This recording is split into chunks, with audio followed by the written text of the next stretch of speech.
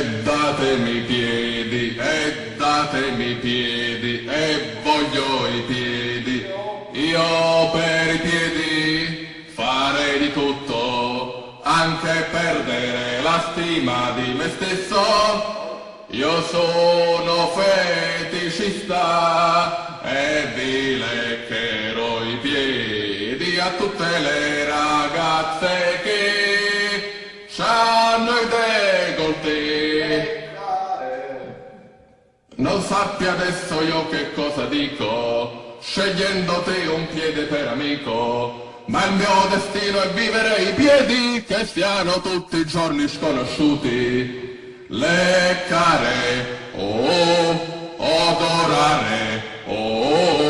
i piedi li lecco io, qua fuori comando io. Dammi il tuo piede, non chiedermi niente, 50 euro è già pronta per te.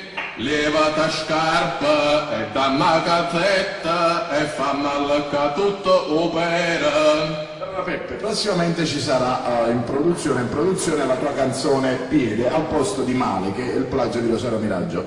Ricordi qualche piccola parola di questo oppure te la dico io e tu me la ripeti? No, non mi ricordo niente. Ah, e allora io te la dico e tu la fai, vai.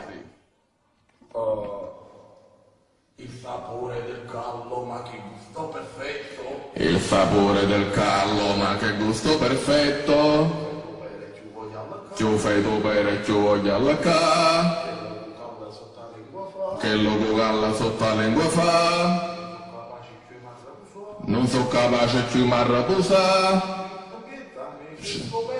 Scritto in bietta a me c'è sto per tuoia. Ok Peppe, abbiamo finito con questa splendida intervista. Fai un saluto a tutte le tue fans, a tutte le persone, c'è un appello finale, vai. Con felicità perché stai per leccare, quindi devi essere molto felice. Un saluto generale a tutte le mie fans e a tutte le ragazze future che si faranno leccare i piedi, tutta la gente che mi vuole bene e no a quelli là che non mi vogliono bene. Ciao.